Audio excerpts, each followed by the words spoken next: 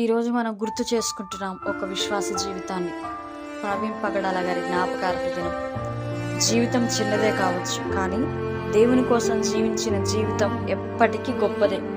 ప్రవీణ్ గారి జీవితం మనకు ఒక నిజం చెబుతుంది. మనుషులు మనల్ని మరిచిపోవచ్చు, కానీ దేవుడు చూసిన జీవితం ఎప్పుడు వ్యర్థం కాదు.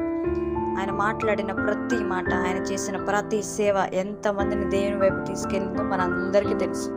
కొన్ని జీవితాలు కాలంతో కలిసి కనుమరుగైపోతాయి, కానీ కొన్ని జీవితాలు కాలాన్ని దాటి నిలిచిపోతాయి. ప్రవీణ్ గారి జీవితం కూడా అలాంటిది. ఎందుకంటే ఆయన తన కోసం కాదు, కానీ దేవుని కోసం జీవించారు. మనలో చాలాసార్లు మనకు భయం ఉంటుంది. ఏమవుతుందో, ఎవరేమంటారో, ఎవరు సపోర్ట్ చేయలేకపోతే ఎలా అనే ఆలోచన మనకు ఉండొచ్చు. కానీ ఆయన మనకు నేర్పింది ఒకటే: దేవుని కోసం నిలబడేవారు ఎప్పటికీ ఒంటరిగా ఉండరు. ఈరోజు ఆయన మనతో లేరు, కానీ ఆయన విశ్వాసం ఇంకా మనతోనే ఉంది. ఆయన మాటలు ఇంకా మన హృదయాల్లో మార్మవుతూనే ఉన్నాయి. ఇది కేవలం జ్ఞాపకార్థ దినం కాదు, మన జీవితాన్ని పరిశీలించుకోవడానికి. మనం ఏం చేస్తున్నాం, దేనికోసం జీవిస్తున్నాం, మన జీవితం ఎవరికి ఉపయోగపడుతుంది.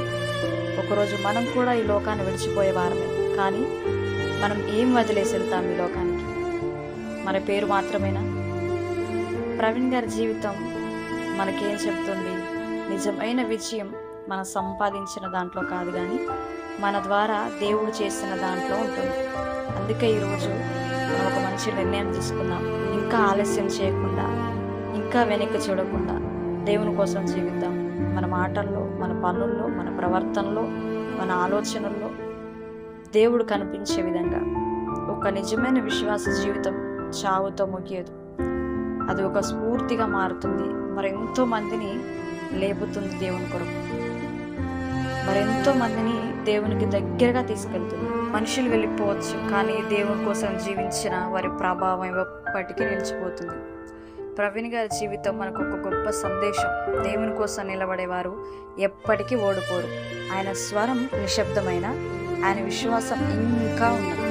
ఈరోజు మనం ఒక నిర్ణయం తీసుకోవాలి, భయపడకుండా, వెనక్కి తగ్గకుండా దేవుని కోసం జీవించడానికి. ఎందుకంటే ఒక నిజమైన విశ్వాస జీవితం చావుతో ముగియదు, అది స్ఫూర్తిగా మారుతుంది. ఆయన శారీరకంగా మనతో లేనప్పటికీ ఆయన మాటలు ఇంకా మన హృదయాల్లో జీవిస్తూనే ఉన్నాయి.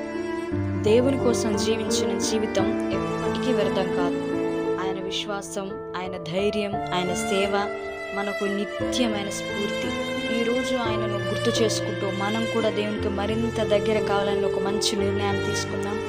దేవుని పని చేసిన వారు ఎప్పటికీ మరువబడరు.